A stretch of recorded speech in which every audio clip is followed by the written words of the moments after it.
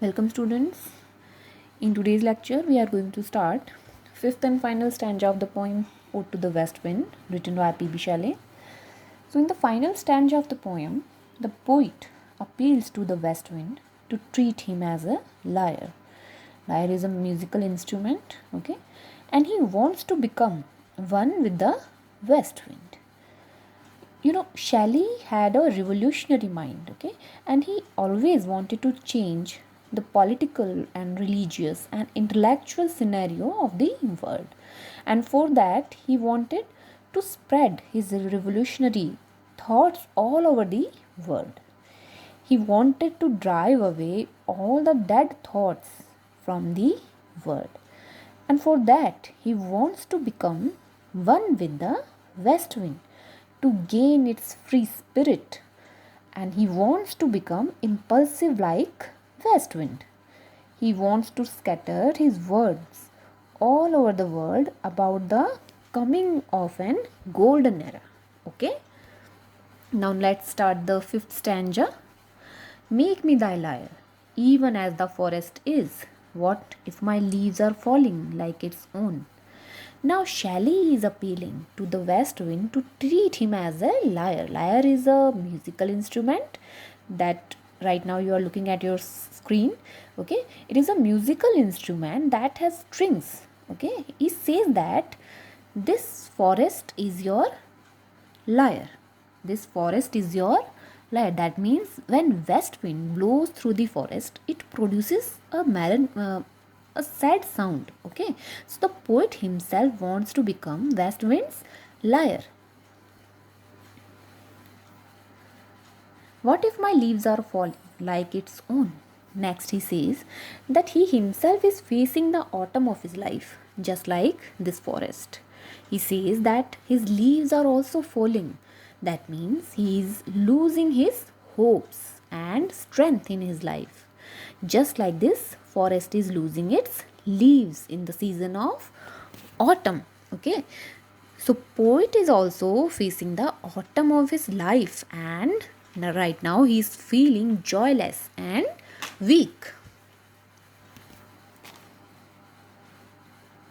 The tumult of thy mighty harmonies will take from both a deep autumnal tone, sweet thou in sadness. Now, here Shelley is treating himself as the lyre, and he is also treating the forest as a lyre. Okay, and when west wind will flow on these both musical instruments, it will produce a musical note, it will produce a musical sound. Okay, and Shelley is saying that when this powerful wind, west wind, will flow through these lyre, it will produce a musical note. And we know that when wind flows through the leafless forest, it produces a special kind of music. Although that music is not a happy one, this music is sad, but still it is sweet to hear, right? There is always a charm in sadness. Okay, and sad music has its own beauty. In the same way, these sad autumnal music produced by west wind is really sweet. Okay, and here Shelley is also presenting himself as a lyre, and when west wind will blow on its string, he will also produce a sweet and sad sound. Okay, be thou spirit fierce, my spirit, be thou me, impetuous one. Next, Shelley says that he wants to become one with the spirit of west wind because they have so much in common. Okay, and he wants to be one with the fierce spirit of west wind. Drive my dead thoughts over the universe like withered leaves to quicken a new birth. Now he is appealing to the west wind to drive his thoughts, dead thoughts, over the universe, just like it drive the dead autumnal leaves. Okay, and when his dead thoughts or ideas are scattered all over the universe, new thoughts and new ideas will be born. Okay, just like when west wind carries the dead leaves of autumn, but it also paves the way for the upcoming spring season. That means these dead thoughts of poet will inspire new ideas all over the world. And by the incantation of this verse, scatter as from an unextinguished hearth, ashes and sparks, my words among mankind. Be through my lips to awakened earth the trumpet of a prophecy, O wind. If winter comes, can spring be far behind? Now Shelley presents again a beautiful and powerful image before the reader. He is presenting before the reader a hearth. Hearth is a fireplace, okay, in which there are ashes and sparks, and when the wind blows, these ashes and sparks are scattered everywhere. Poet says that his thoughts are dead. That means they do not have their original spark and their original fire, okay, but they can still inspire the human being or the mankind. And he is giving the example of ashes in the hearth. He wants the west wind to scatter his ideas and his words all over the world, so that it can inspire the whole world, so that it can inspire the mankind, okay. And he also,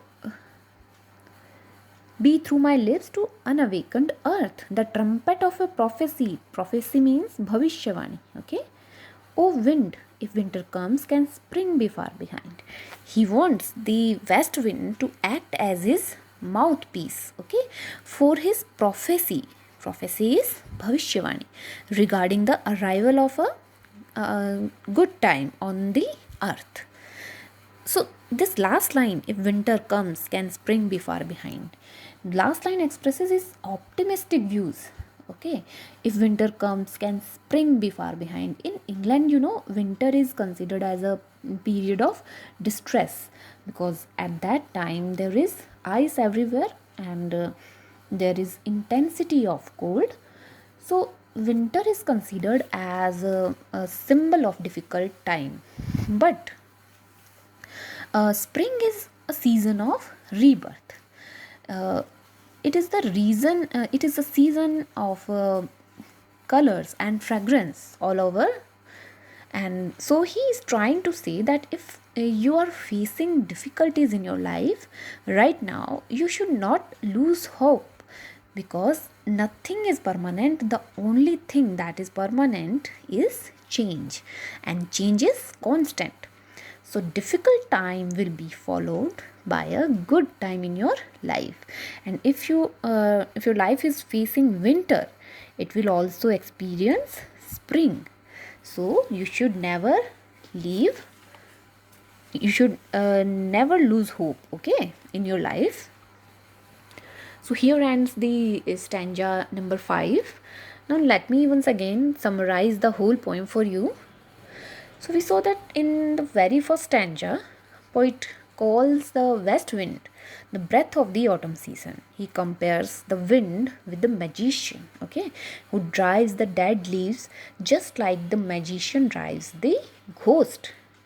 And he also says that the wind preserves the seeds underground, where they're lying like dead bodies within a grave. Okay. Then comes a spring season, and these underground seeds turn into birds, and the whole atmosphere fills with beautiful colors and fragrances of blooming flowers.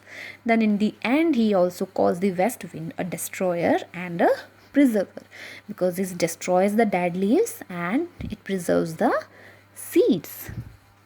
Now in the second stanza, poet describes the activities of west wind in the air. The wind carries the loose clouds that seems to have fallen from the sky, just like the leaves fall from the trees. And these stormy clouds are spread all over like bright hair of a frenzied maid. West wind is described as the dirge of the dying year. Night will become dome of the tomb, and clouds will become vault of the tomb. From these clouds, rain, fire, and hail will burst. Okay, and in the third stanza, he describes the effect of the west wind on the surface of the sea and on underwater vegetation. Okay, he says that the wind disturbed the dreaming sea, who was dreaming about old palaces that were once situated on its coast, but now they are submerged. Now they are situated under water, and Atlantic Ocean also makes way for the west wind. And when the west wind blows, the plant situated on the bottom of the ocean starts to tremble with fear, and they start to shed their leaves. Then in the fourth stanza, poet becomes subjective, and he establishes a link between his own personality and the personality of the west wind. And in the last and final stanza, it ends with a beautiful, optimistic line: if winter comes, can spring be far behind? So here ends the poem. Thank you so much.